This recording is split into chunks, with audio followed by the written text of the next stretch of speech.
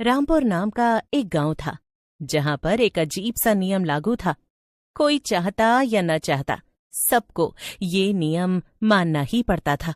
और नियम ये था कि गांव में जब भी कोई नई बहू आती थी तो उसे 3 दिनों तक गांव के सबसे पुराने पीपल के पेड़ से दूर रखा जाता। एक दिन सरोज नाम की बूढ़ी औरत विमला से बात कर रही थी। अरे ओ विमला, मैंने सुना वो कांति के घर नई बहू आने वाली है। हाँ हाँ, एकदम सही सुना है सरोज। इस साल सिर्फ उसके घर पर ही बहू आ रही है, वरना गांव की बेटियां तो ब्याह कर शहर चली जाती हैं और किसी के लड़के की शादी हुई ही नहीं। पिछले साल भी सिर्फ बेटियों की शादी हुई थी। अच्छा, और शादी कब है? कल ही है बहन। ओहो, फिर तो हमें उसके घर जाकर उसे आगाह कर देना चाहिए। क्या? मगर किस चीज से आगाह? अरे भूल गई क्या? पीपल के पेड़ वाली चुड़ैल से। चुड़ैल का नाम सुनकर कुछ देर के लिए तो विमला चुप हो जाती है और फिर अपनी आवाज धीमी करके बोलती है। धीमे धीमे बोल सरोज, और सही कहा तूने। हमें उन्हें आगाह कर देना चाहिए, कहीं ये शादी ब्याह के चक्कर में भूल गए तो। और अभी चलते हैं, क्योंकि फिर शाम होने के बाद मैं उस चुड़ैल का नाम नहीं लूंगी। अरे क्या पता रात को मेरे घर ही आ जाए। अरे तू क्या नई नवेली दुल्हन है जो वो तेरे घर आएगी? वो सिर्फ नई दुल्हनों के पीछे पड़ती है। चल, अब चलते हैं। सरोज और विमला कांति के घर पहुंच जाते हैं। कांति के यहाँ शादी की तैयारियां जोरों शोरों से चल रही थी। अरे सरोज दीदी, विमला दीदी, आइए आइए। क्या लेंगी आप? चाय पानी? अरे नहीं नहीं कांति, हम कुछ लेने नहीं आए, बस तुम्हें आगाह करने आए थे। क्या? मगर किस चीज के लिए दीदी? अरे तुम्हारे घर नई दुल्हन आने वाली है, इसीलिए शादी के काम में ज्यादा व्यस्त मत हो जाना और अगले दिन तक उसे वो पीपल के पेड़ के पास मत जाने देना। अरे हाँ, अच्छा याद दिलाया दीदी। मैं अभी मेरे बेटे अमित को भी ये बात याद दिला दूंगी, ताकि वो भी बहू को आने के बाद अच्छे से समझा दे। हाँ हाँ, चलो फिर हम चलते हैं। तुम शादी के काम करो। हाँ। रामपुर गांव के उस पीपल के पेड़ पर रहती थी वहां की मशहूर पढ़ी लिखी चुड़ैल। माना जाता था कि ये चुड़ैल मरने से पहले पढ़ाई की बहुत शौकीन थी। जब कांति के बेटे अमित की शादी रश्मि से होती है तो बहू हाते हुए कहती है, पैर छुई मम्मी जी। अरे अरे, बस बस बेटा, जुग जुग जियो। थोड़ी देर में ही रश्मि घर के अंदर आ जाती है और उसके अंदर आते ही कांति उससे साफ साफ कहती है, देखो बहू, 3 दिनों तक उस पीपल के पेड़ के पास मत जाना, वरना पढ़ी लिखी चुड़ैल तुमसे चिपक जाएगी। मगर रश्मि ये सुनकर हंस पड़ती है। अरे माँ जी, ये सब आप कैसी अंधविश्वास की बातें कर रही हैं? भला आज के जमाने में चुड़ैल कहाँ होती है? अरे बहू, चुड़ैल क्या कोई पुराने जमाने का ब्लैक एंड व्हाइट टीवी है जो सिर्फ पुराने जमाने में ही मिलेगी और अब नहीं मिलेगी? हाँ? 2 दिन बीत जाते हैं और तब तक तो रश्मि खुद ही बाहर नहीं निकलती। मगर तीसरे दिन जब वो कपड़े सुखाने बाहर गई, तभी एक तेज हवा चली। अरे अरे, ये कपड़ा उड़ते उड़ते कहाँ जा रहा है? रुको रुको! रश्मि कपड़े के पीछे भागने लगती है और भागते भागते वो देखती है कि कपड़ा उसी पीपल के पेड़ के नीचे जा गिरता है। ओफो, ये तो वही पीपल का पेड़ है। क्या करूं क्या करूं? अब चलो उठा ही लेती हूँ, क्या ही हो जाएगा। रश्मि कपड़े की तरफ बढ़ती है, मगर जैसे ही वो उस कपड़े को उठाती है, अचानक ही तेज ठंडी हवा चली और फिर रश्मि को एक डरावनी आवाज सुनाई दी। क्यों पढ़ाई से भागेगी? सरकारी नौकरी नहीं करेगी? मेरे रहते इस गांव में ऐसा नहीं होगा। इतनी डरावनी आवाज सुनकर रश्मि घबरा गई।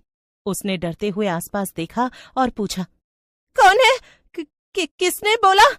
तभी पेड़ से एक सफेद साड़ी पहनी चुड़ैल उड़ते हुए नीचे उतरी उसके हाथ में एक मैंने बोला, और मैं हूं गांव की मशहूर पढ़ी लिखी चुड़ैल, और अब तू भी मेरे चंगुल में है।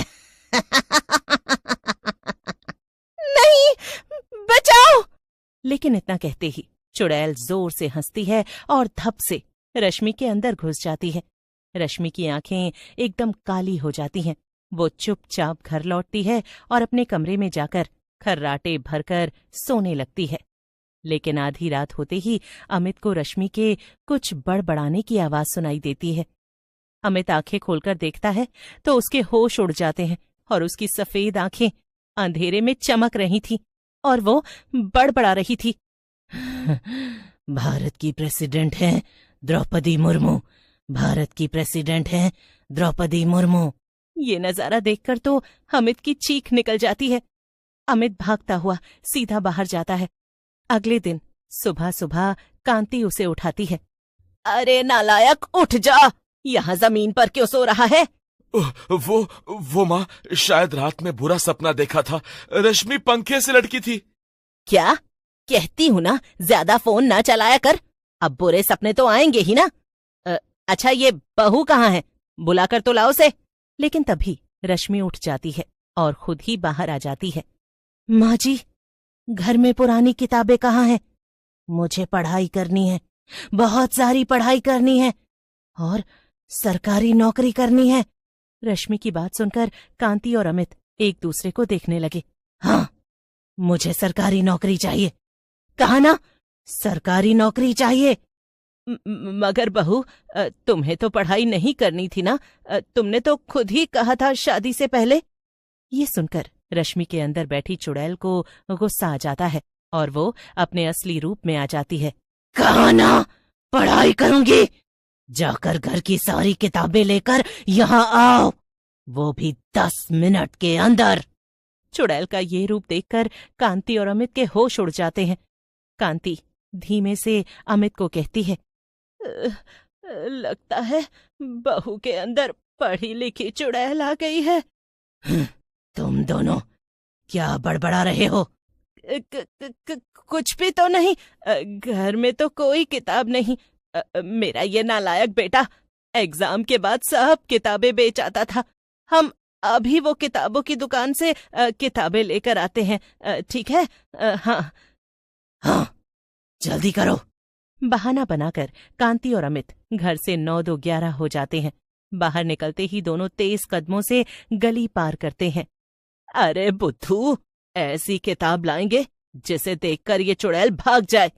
मुझे याद है, तेरे पिताजी एक पवित्र किताब लाए थे, वही काम आएगी।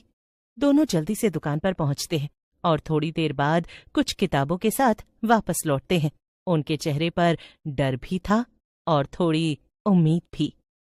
ये लीजिए चुड़ैल जी, पहले ये वाली किताब लीजिए और इसे अच्छे से पढ़िएगा। मैंने इस पर नया कवर भी चढ़ा रखा है। ओहो, ठीक है। लेकिन जैसे ही चुड़ैल वो किताब हाथ में लेती है, उसका हाथ जलने लगता है। कमरे में हल्का सा धुआं सा उठने लगता है। बचाओ, दर्द हो रहा है। वो किताब तुरंत नीचे गिरा देती है। उसके चेहरे का गुस्सा अब डर में बदल जाता है। चुड़ैल को ज्यादा दर्द इसलिए हो रहा था क्योंकि वो इंसानी शरीर में थी। इसी वजह से उसे कुछ देर के लिए रश्मि का शरीर छोड़ना पड़ता है। कांति और अमित डर के मारे एक कोने में खड़े हो जाते हैं। उसी वक्त बाहर से एक बाबा आते हैं जो पास के मंदिर में रहते थे और शोर सुनकर दौड़े चले आए। बाबा मंत्र फूंकते हैं, हवा तेजी से चलने लगती है और वो साया धीरे धीरे सिकुड़कर बोतल की तरफ खींचने लगता है। देखते ही देखते चुड़ैल कैद हो जाती है। ये सब क्या कैसे हो गया? इस किताब की मदद से, क्योंकि ये कोई और नहीं बल्कि भगवत गीता है। इसी वजह से तेरा हाथ जला। रश्मि आराम से अपना पसंदीदा काम करती है। अमित भी कभी कभी रसोई में उसकी मदद करने लगता है। इस तरह पढ़ी लिखी चुड़ैल का किस्सा खत्म होता है।